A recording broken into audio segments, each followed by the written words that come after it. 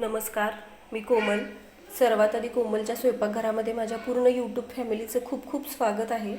तर इथं तुम्ही बघू शकताय 1 लिटर दूध घेतलं होतं. तर ते दूध नासलेलं आहे. बऱ्याचदा उन्हाळ्यामध्ये सगळ्यांच्याच घरामध्ये हा प्रॉब्लेम येतो, दूध वगैरे नासलं जातं. तर दरवेळेसच आपण पनीर वगैरे बनवतो किंवा काही जण ते फेकूनसुद्धा देतात. तर आज आपण पनीर नाही बनवणार किंवा हे दूध नासलेलं जे आहे ते फेकणार सुद्धा नाही. तर याच्यापासून, ह्याच नासलेल्या दुधापासून आज आपण बनवणार आहोत कलाकंद. अगदी छानशी रेसिपी आहे. तर व्हिडिओ अजिबात स्किप न करता पूर्ण व्हिडिओ बघा, म्हणजे तुमच्या लक्षात येईल मी कशा पद्धतीनं कलाकंद बनवलेलं आहे. तर सकाळी दूध घेतलं आणि ते दूध नासलं, तर म्हटलं चला आज काहीतरी वेगळं बनवूया. तर आज आपण बनवतोय कलाकंद. तर हे 1 लिटर दूध आहे नासलेलं, आणि हे दूध घेतलेलं आहे मी 1 वाटी. तर हे गरम करून घेतलेलं आहे. हे साधं दूध आहे, म्हणजे चांगलं दूध आहे ते. आणि थोडीशी साखर घेतलेली आहे. तर अगदी कमी साहित्यामध्ये आजची रेसिपी आपण बनवणार आहोत आणि अतिशय छान अशी स्वीट तयार होते कलाकंद. तर चला तर मग रेसिपीला सुरुवात करूया. तर हे बघा, सुरुवातीला आपल्याला काय करायचं आहे, तर इथं मी चाळण घेतलेली आहे. पुरणाची चाळण आहे ही. ह्याच्या खाली एक डबा घेतलेला आहे. तर याच्यामध्ये आपण हे जे नासलेलं दूध आहे ते गाळून घेणार आहोत. तर हे बघा, 1 लिटर दूध घेतलेलं, ते दूध नासून गेलेलं आहे. तर त्याचीच आज आपण कलाकंद बनवतोय. तर हे बघा, तर याच्यामध्ये जे दूध बाजूला वगैरे लागलेलं आहे ते मी चमच्याने व्यवस्थित काढून घेते.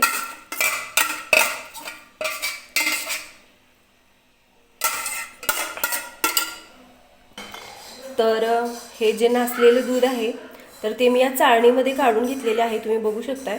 तर आता मी याच्यामध्ये स्वच्छ पाणी पिण्याचं टाकते. म्हणजे जर समजा याच्यामध्ये नासलेल्या दुधाची स्मेल वगैरे जरी येत असेल किंवा त्याची टेस्ट वगैरे थोडीशी वेगळी जरी झाली असेल, तर या पाण्याने धुतल्यामुळे ती सगळी निघून जाईल आणि आपलं जे आपण कलाकंद बनवतोय ती अगदी छान अशी बनेल. मग त्याला वेगळा असा वास वगैरे काही येणार नाही. तर अगदी कमी साहित्यामध्ये आजची रेसिपी आपण बनवणार आहोत. तर हे बघा, मी अशा पद्धतीने याच्यातलं पाणी काढून घेते सगळं. तर तुम्ही या चाळणीमध्ये न टाकता एखाद्या कॉटनच्या कपड्यामध्ये घेऊन जर आपण जसं पनीर बनवतो तशा पद्धतीनं जरी याच्यातलं पाणी पिळून घेतलं तरी चालतंय, पण मी अशा पद्धतीनं पाणी काढून घेते. तर आता आपण कलाकंद बनवायला सुरुवात करतोय. तर सुरुवातीला मी याच्यामध्ये टाकणार आहे हे आपण जे सेपरेट दूध घेतलं होतं, साधं दूध, तर ते मी गरम करून घेतलं होतं, ते मी याच्यामध्ये टाकून घेणार आहे. तर साखर मी वाटीभर घेतली होती. साखरेचं प्रमाण तुम्ही तुमच्या आवडीनुसार कमी जास्त करू शकता.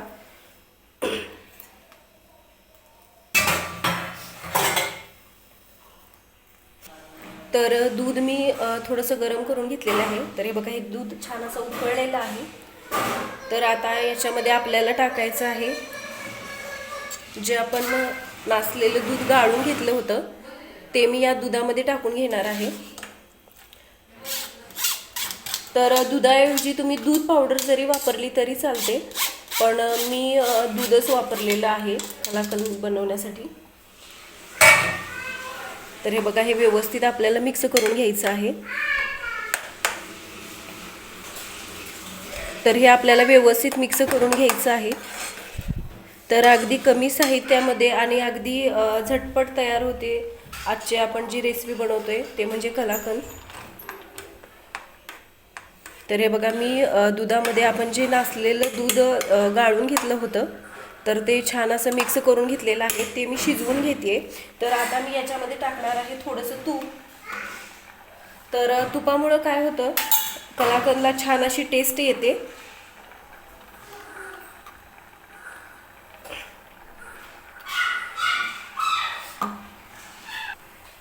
तर इथं मी तूप घेतलेलं आहे, ते तूप मी याच्यामध्ये टाकून घेते. तुपामुळे कलाकंदला छान अशी टेस्ट येते. तर हे व्यवस्थित आपल्याला शिजवून घ्यायचं आहे. तर तूप टाकल्यानंतर मी ही छान असं शिजवून घेते. तर आपल्याला हे घट्ट बनवून घ्यायचं आहे. तर सतत हलवत राहायचं आहे, खाली लागलं नाही पाहिजे.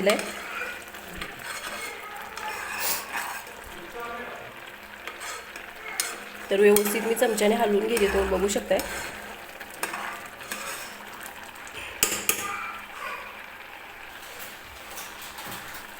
तर सुरुवातीला आपण दूध टाकल्यानंतर हे मिश्रण जे आहे ते तुम्ही पाहिलंच असेल, तर ते अगदी पातळ होतं. तर जसं हे शिजतंय तसं हे घट्ट होत यायला लागलेलं आहे. तर आपल्याला आणखीन हे घट्ट करून घ्यायचं आहे.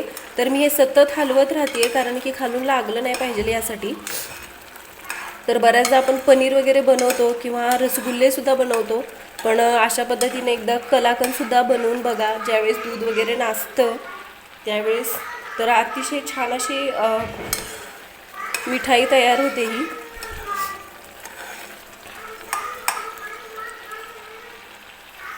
तर हे व्यवस्थित आपल्याला घट्ट होईपर्यंत शिजवून घ्यायचं आहे.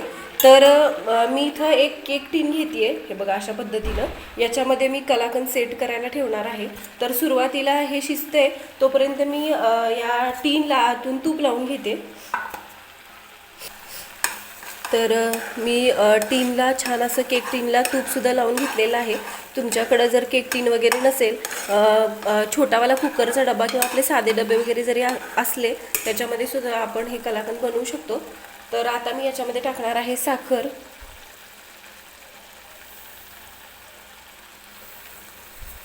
तर मी एक वाटीतली थोडीशी साखर अजून सेपरेट ठेवलेली आहे, सगळी साखर मी वापरलेली नाही. तर आपल्याला काय करायचं आहे, ही साखर विरघळवेपर्यंत हे कलाकंद आपल्याला व्यवस्थित सेट होईपर्यंत शिजवून घ्यायचं आहे. हे मिश्रण सतत हलवत राहायचं आहे आपल्याला.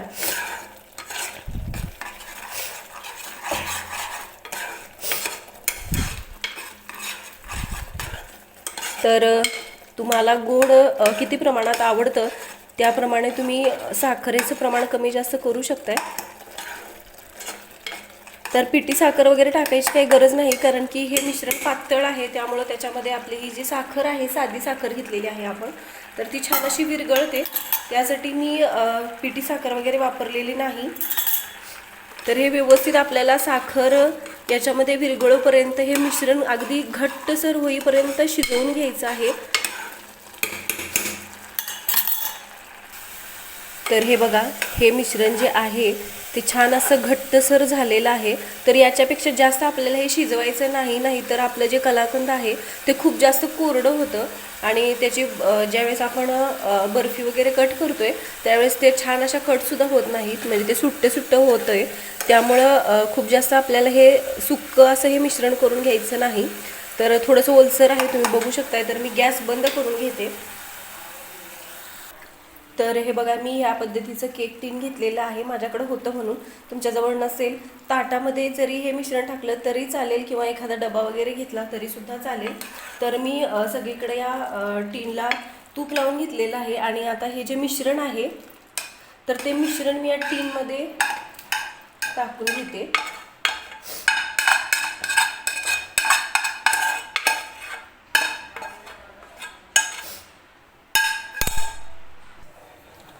तर सगळं मिश्रण जे आहे ते मी या टीनमध्ये काढून घेतलेलं आहे आणि आपल्याला आता हे पसरवून घ्यायचं आहे.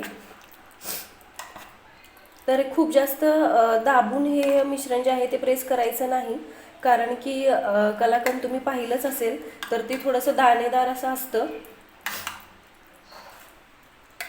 तर मी चमच्याने बघा सगळीकडे हे मिश्रण व्यवस्थित पसरून घेते आणि हलकं हलकं असं खाली प्रेस करून घेते, खूप जास्त दाबत वगैरे नाही.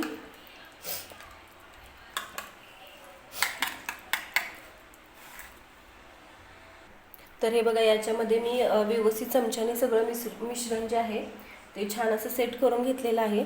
तर याच्यावरती मी थोडेसे बदाम टाकणार आहे. तर तुमच्याजवळ ड्रायफ्रूट्स जे पण असतील ते तुम्ही टाकू शकताय, पिस्ता वगैरे किंवा काजू वगैरे. तर माझ्याकडं होते बदाम, त्यामुळे मी याच्यावरती बदाम टाकते. नसले नाही टाकलं तरीसुद्धा चालेल, पण हे जे कलाकंद आहे थोडंसं आणखीन छान दिसावं यासाठी मी थोडेसे ड्रायफ्रूट्स याच्यावरती टाकते, तुम्ही बघू शकता. आणि आता मी याच्यावरती टाकणार आहे गुलाबाच्या पाकळ्या. तर अतिशय छान अशी ही कलाकंद जे आहे ते आज आपण बनवलेलं आहे. ते दिसायला सुद्धा खूप छान आणि खायला सुद्धा तितकंच छान वाटतं. तर तुम्ही बऱ्याचदा बघितलेलं असेल, आपण एखाद्या बेकरीमध्ये वगैरे ज्यावेळेस जातो त्यावेळेस ती बर्फी वगैरे एखादी किती छान दिसते याच्यावरून सुद्धा आपण बऱ्याचदा ती मिठाई वगैरे घेतो. तसंच आहे, जी वस्तू खायला छान आहे तर ती दिसायला सुद्धा तितकी छान हवी. त्यामुळं खाताना सुद्धा अगदी आनंद होतो प्रत्येकाला. तर हे जे कलाकंद आहे ते मी सेट व्हायला ठेवणार आहे. तर तुमच्याजवळ वेळ असेल तर तुम्ही हे असंच बाहेर मिश्रण ठेवू शकता, म्हणजे कलाकंद छान असं सेट होईल. पण मी याला 10-15 मिनटासाठी डीप फ्रीजला ठेवणार आहे, म्हणजे छान अशी कलाकंद सेट होईल. चला तर मग याच्यावरती मी झाकण ठेवते आणि 10-15 मिनटासाठी डीप फ्रीजला सेट. तर हे बघा, हे कलाकंद मी डीप फ्रीजला ठेवलं होतं सेट करण्यासाठी 15 मिनिटासाठी.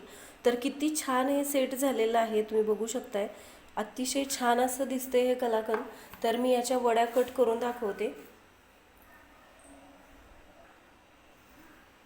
तर तुम्हाला हव्या त्या आकाराच्या वड्या तुम्ही कट करू शकता.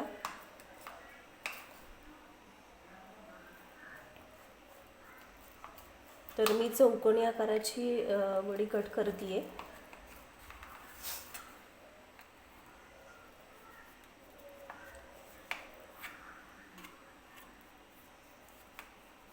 तर डीप फ्रीजला ठेवल्यामुळे ही अतिशय लवकर असं ही बर्फी जी आहे कलाकंदची ती सेट होते. छान अशा वड्या कट करता येतात आपल्याला. त्यासाठी मी थोड्या वेळाला डीप फ्रीजला ठेवून घेतलं होतं. तर हे बघा, मी वडी कट करून घेतली आणि ती तुम्हाला हातातसुद्धा घेऊन दाखवते. किती छान अशी याची कलाकंदची वडी आपण कट केल्यानंतर ती छान अशी झालेली आहे, ते तुम्ही बघू शकताय. अतिशय छान अशी ही कलाकंद तयार आहे. तर ही बघा तयार आहे कलाकंद, जे आपण नासलेल्या दुधापासून बनवलेलं आहे. तर अतिशय छान असं हे कलाकंद तयार झालेलं आहे, तुम्ही सुद्धा बघू शकताय. आणि वड्यासुद्धा अगदी छान अशा त्याच्या कट झालेल्या आहेत. तर दूध कधी जरी घरामध्ये नासलं तर टेन्शन घेऊ नका, अशा पद्धतीने एकदा कलाकंद नक्की बनवून बघा. तर कशी वाटली आजची रेसिपी हे कमेंट करून सुद्धा नक्की सांगा. व्हिडिओ आवडला तर व्हिडिओला लाईक करा, शेअर करा, चॅनलला सबस्क्राईब करा. सोबतच बेल आयकॉनसुद्धा प्रेस करा, म्हणजे मी ज्या रेसिपीचे व्हिडिओज वगैरे अपलोड करते त्याचे नोटिफिकेशन तुम्हाला भेटतील. आणि अगदी साध्या सोप्या ज्या माझ्या रेसिपीज आहेत त्या बनवायलासुद्धा तुम्हाला तितक्याच सोप्या जातील. चला तर मग नक्की बनवून बघा अशा पद्धतीनं कलाकंद.